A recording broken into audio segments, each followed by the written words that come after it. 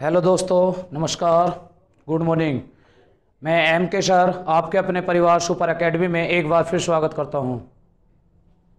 दोस्तों, जो आज हम फिर क्लास लेने वाले हैं वो हिस्ट्री की, और हिस्ट्री में जो हमारा पॉइंट चल रहा था वो पॉइंट कौन सा चल रहा था, हमारा टॉपिक चल रहा था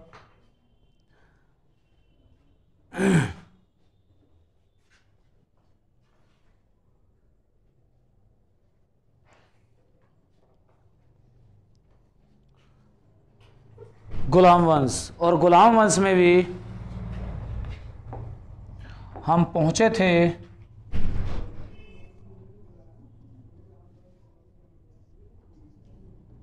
गुलाम वंश। गुलाम वंश में हमने कहाँ तक पढ़ा था? तो हमने पढ़ा था रजिया सुल्तान। रजिया सुल्तान की जो हत्या हुई थी वो 1240 ईस्वी में हरियाणा के कैथल शहर में हुई थी। और रजिया सुल्तान की हत्या जो की थी वो दल चालीसा जो एक दल था जिसको तुर्कान ए चहलगानी या दल चालीसा के नाम से जाना जाता था, उन्हीं 40 व्यक्तियों ने रजिया सुल्तान और अल्तुनिया की हत्या की थी। अब हम चलते हैं रजिया सुल्तान से आगे। अगला शासक बनता है बहराम शाह। कौन? बहराम शाह। बहराम शाह। बहराम शाह का शासन चलता है 1240 ईस्वी से लेकर 1242 ईस्वी तक। 1240 ईस्वी में बहराम शाह ने अपनी बहन रजिया सुल्तान की हत्या कराई थी। किसकी?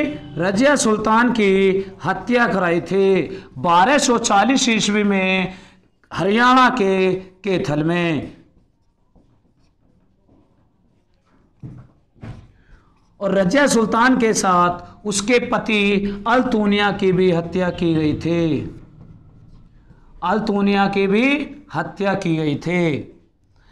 लेकिन जब बहराम शाह ने रजिया सुल्तान और अल्तुनिया की हत्या करा दी और गद्दी पर 1240 ईस्वी में बैठ गया। गद्दी पर बैठने के बाद अल्तुनिया ने ये सोचा कि ऐसा ना हो कि दल चालीसा ने अगर रजिया सुल्तान की हत्या की है तो हत्या करने के बाद, क्योंकि दल चालीसा में सबसे ज़्यादा ताकत हुआ करती थी, क्योंकि इल्तुतमिश ने दल चालीसा का गठन किया था। किसने? इल्तुतमिश ने दल चालीसा का गठन किया था। और दल चालीसा का गठन इसलिए किया था ताकि अगर कोई राजा किसी निर्णय को लेने में गलत या कोई निर्णय गलत ले लिया जाए तो इसलिए ताकि गलत निर्णय से बचने के लिए इल्तुतमिश ने 40 व्यक्तियों का एक गठन नियुक्त किया था जिसे दल चालीसा के नाम से जाना जाता था। और इल्तुतमिश ने यह भी कहा था कि अगर जो ये 40 व्यक्ति बात कहेंगे वही बात मानी जाएगी, चाहे राजा उस बात के अपोजिट बात कहे, लेकिन बात मानी किसकी जाएगी? दल चालीसा की। तो दल चालीसा की बात मानने के लिए कहा था इल्तुतमिश ने। लेकिन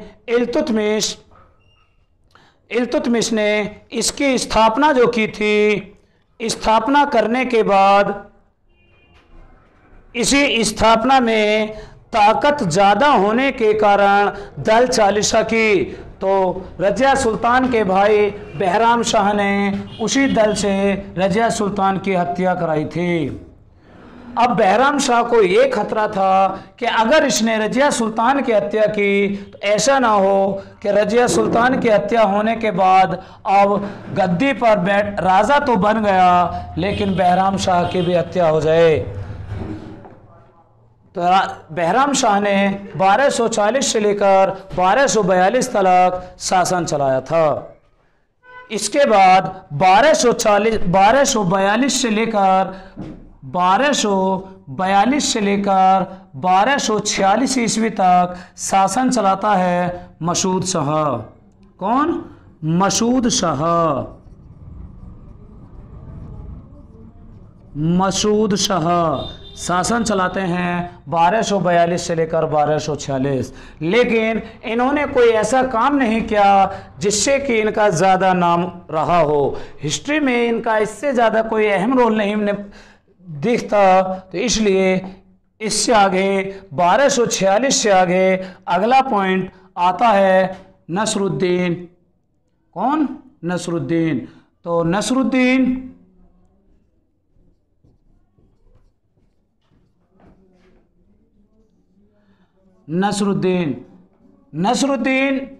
का जो शासन चला था वो 1246 ईस्वी से लेकर 1265 ईस्वी तक चला था। नसरुद्दीन मोहम्मद का शासन 1246 ईस्वी से लेकर 1265 ईस्वी तक चला था। नसरुद्दीन ऐसा सुल्तान था जिसने अपना जीवन निर्वाह एक टोपी सिलाई करके अपना और अपने परिवार का पालन पोषण किया था। तो एक ऐसा सुल्तान जो ये चाहता था कि मैं राजा के खजाने से कोई भी संपत्ति नहीं ले पाऊं, तो इतना ईमानदार और सच्चा राजा जिसने राजा के खजाने से कुछ भी संपत्ति नहीं निकाली, अगर अपने परिवार का पालन पोषण भी किया तो वो अपनी मेहनत की कमाई से किया। और अब काम क्या करते थे? टोपी सिलाई करके अपना और अपने परिवार का पालन पोषण किया। लेकिन नसरुद्दीन महमूद का शासन कब से कब तक चला? 46 से 65 तक। लेकिन इस पीरियड के साथ 1246 से लेकर 1265 तक इन्होंने इतना शासन किया। और शासन में भी अगर बात करते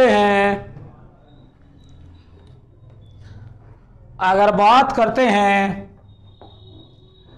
कि नसरुद्दीन महमूद ने अपनी बेटी की शादी गियासुद्दीन बलबन के साथ की थी। किसके साथ? गियासुद्दीन बलबन के साथ की थी। और गियासुद्दीन बलबन उस टाइम एक दल चालीसा के गठन में से एक व्यक्ति था, यानी एक गुलाम था। अब दल चालीसा के गठन में से एक व्यक्ति था। कौन? गियासुद्दीन बलबन। और गियासुद्दीन बलबन ने किसकी बेटी से शादी की थी? नसरुद्दीन महमूद। लेकिन नसरुद्दीन महमूद ने बलबन को एक उपाधि दी थी। उपाधि का नाम था उलूग खां। कौन सी? उलूग खां की उपाधि दी थी। और ये उलूग खां की उपाधि इसलिए दी थी क्योंकि नसरुद्दीन महमूद को ये पता था कि ये तो गियासुद्दीन बलबन जो है एक ऐसा व्यक्ति है कि जैसे उल्लू किसी पेड़ की डाली पर बैठ जाए तो उसकी पेड़ की डाली को सूख जाती है, वैसे ही अगर गियासुद्दीन बलबन जहाँ बैठ जाए, यानी जिस परिवार में या जिस घर में बैठ जाए, तो उसका सत्यानाश कर देता है। क्योंकि नसरुद्दीन महमूद को ये पता था कि इसने मेरी बेटी से शादी होने के बाद अब ये गद्दी पर जो संभालने की बात कर रहा है वो मेरे मारने के बाद गद्दी पर बैठेगा उलूग खां। यानी कौन? गियासुद्दीन बलबन। तो गियासुद्दीन बलबन के चाल ढाल को देख लिया था नसरुद्दीन महमूद ने, इसलिए गियासुद्दीन बलबन को एक उपाधि दी उलूग खां की, यानी उल्लू के समान। इससे आगे अगर बात करते हैं, कौन? गियासुद्दीन बलबन।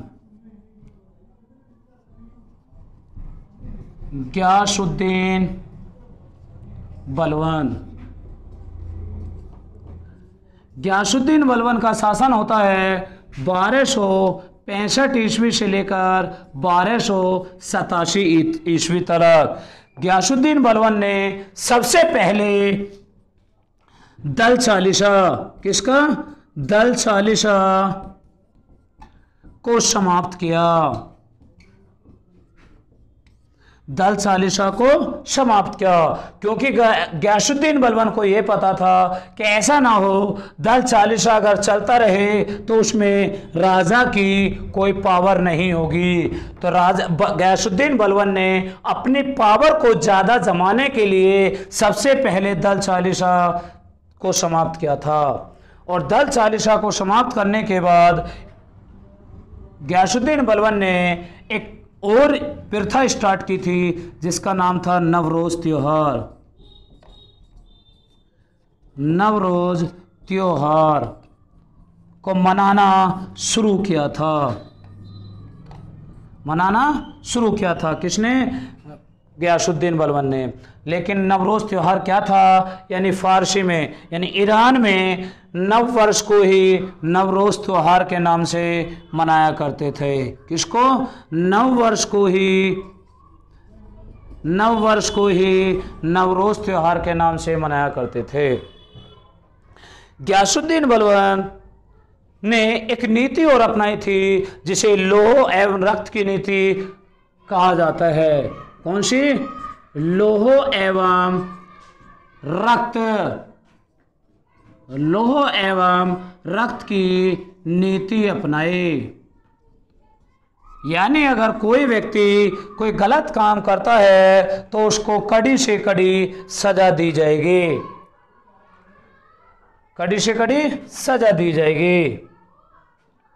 इसलिए लौह एवं रक्त की नीति के नाम से किसे जाना जाता है? बलबन को। बलबन ने एक प्रथा और स्टार्ट की थी सिजदा एवं पाबोश। कौन सी? सिजदा एवं पाबोश। अब इसका मतलब क्या होता है? राजा ने ये कहा था अगर कोई भी व्यक्ति अगर अपनी फरमाइश या अपनी जो भी शिकायत करने राजा से आएगा तो वो व्यक्ति दरबार में बढ़ने पर सिजदा यानी सर झुकाकर सलाम करेगा राजा के लिए। राजा के सामने जब सलाम या सिर झुकाएगा तो उसमें राजा की पावर बनेगी, यानी राजा की एक मान सम्मान वाली बात होगी। तो सिजदा यानी सर झुकाकर सलाम करना या सर झुकाना, और पाबोश यानी कि पैरों को चूमना, पैरों को चूमना। तो सिजदा एवं पाबोश प्रथा किसने शुरू की थी? गयासुद्दीन बलबन ने। तो बात समझ में आई होगी। अगर अब हम आपको दिखाते हैं, ये तो हमने एक इस तरीके से ताकि कहानी के तौर पर आपके समझ में आए, लेकिन अगर हम पीडीएफ के थ्रू आपको समझाएं तो क्वेश्चन बाय वन लाइनर के हिसाब से क्वेश्चन बाय क्वेश्चन देखते हैं। तो अगर किसी को स्क्रीनशॉट लेना हो तो लीजिए जल्दी। चलें आगे, तो आगे चलते हैं। देखो दिल्ली सल्तनत में हम पहुंचे हुए थे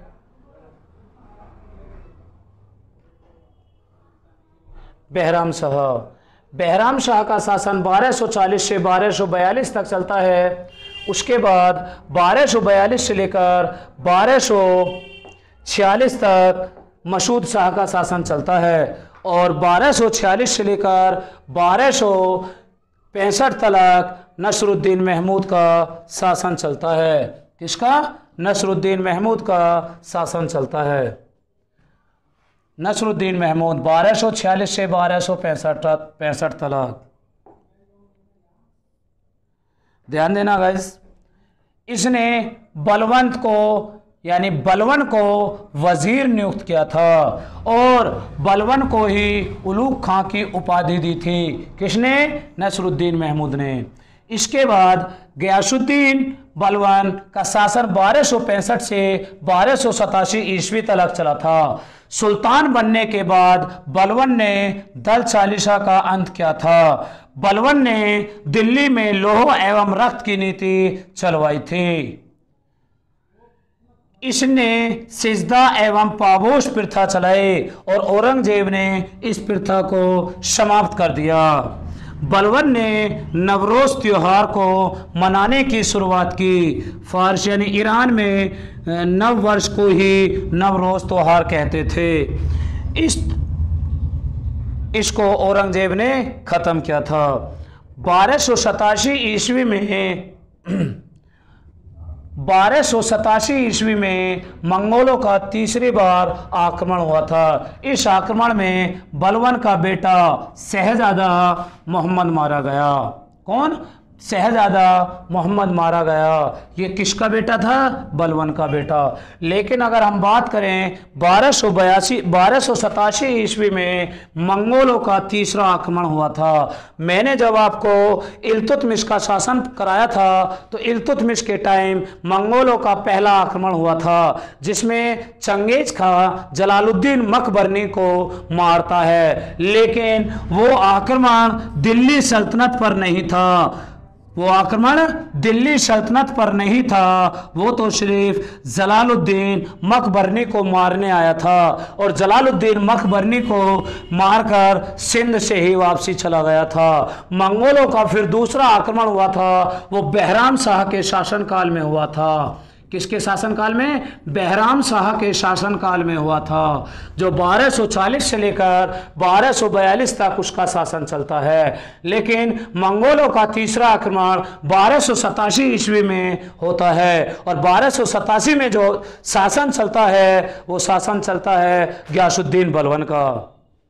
तो गाइस समझ में आया होगा, जब 1287 ईस्वी में बलबन की बेटे की मृत्यु हो जाती है, यानी उस आक्रमण में मारा जाता है शहजादा मोहम्मद, तो अपने बेटे की दुख में यानी एक परेशानी या एक सोच में इतनी गहरी समस्या ले ली गियासुद्दीन बलबन ने, यानी इतनी गहराई से सोचा अपने बेटे के मरने के बाद और सोचने से बहुत ज़्यादा परेशानी होकर 1287 ईस्वी में ही बलबन ने अपने पुत्र की मृत्यु से दुखी होकर इसकी भी मृत्यु हो गई। तो यानी बेटे की मृत्यु होने के दुख में बलबन की भी मृत्यु हो गई। कब? 1287 ईस्वी में। बात क्लियर? 1287 ईस्वी से लेकर 1290 ईस्वी तक शासन चलाता है कैकोबाद। मलिक फिरोज ने कैकोबाद का विश्वास जीतकर उसे पंजाब का इक्तेदार बनाया। किसे? कैकोबाद का विश्वास जीतकर मलिक फिरोज ने पंजाब का इक्तेदार बना दिया और मलिक फिरोज ने ही 1290 में कैकोबाद की हत्या कराकर कैमुअर्स को गद्दी पर बैठाया। पहले तो मलिक फिरोज ने कैकोबाद का विश्वास जीतकर पंजाब का इक्तेदार बनाया और फिर मलिक फिरोज ने ही कैकोबाद की हत्या कर दी और कैमुअर्स को गद्दी पर बैठा दिया। लेकिन 1290 में कैमुअर्स को मलिक फिरोज द्वारा गद्दी से हटा दिया गया और मलिक फिरोज ने खिलजी वंश की स्थापना की। और ये मलिक फिरोज था, ये भी एक तुर्क था। तो मलिक फिरोज जो था वो इसने कैकोबाद की जो हत्या की थी और कैकोबाद की हत्या कराकर कैमुअर्स को गद्दी पर बैठाया था। लेकिन कैमुअर्स की हत्या ना कर कैमुअर्स को गद्दी से उतारकर और खुद गद्दी पर बैठ जाता है। लेकिन जब गद्दी पर बैठता है मलिक फिरोज तो एक नए वंश की स्थापना करता है। कौन से वंश की स्थापना करता है? तो मलिक फिरोज जब गद्दी पर बैठता है तो एक खिलजी डायनेस्टी यानी खिलजी वंश की स्थापना कर गद्दी पर बैठता है। और खिलजी वंश जो चलता है वो 1290 ईस्वी से लेकर 1320 ईस्वी तक चलता है। लेकिन जब मलिक फिरोज या खिलजी डायनेस्टी में खिलजी वंश की स्थापना होगी तो वो फिरोज अपने खिलजी वंश की जो स्थापना करता है और गद्दी पर बैठता है, वो किस नाम से बैठता है? जलालुद्दीन फिरोज खिलजी के नाम से गद्दी पर बैठता है। तो गाइस, इससे अगली क्लास में हम चलेंगे खिलजी वंश यानी खिलजी डायनेस्टी। तो आज क्लास को यही विराम देते हुए समझ में आया होगा। अगर किसी को कोई बात समझ में ना आए तो बताना। लेकिन अगर वीडियो अच्छी लगे और अगर हमने आपको बहुत अच्छे तरीके से समझाया है और आपके समझ में आया हो तो वीडियो को लाइक करें, शेयर करें और कमेंट करें। ठीक है, फिर मिलते हैं अगली वीडियो में। तब तक के लिए जय हिंद, जय भारत।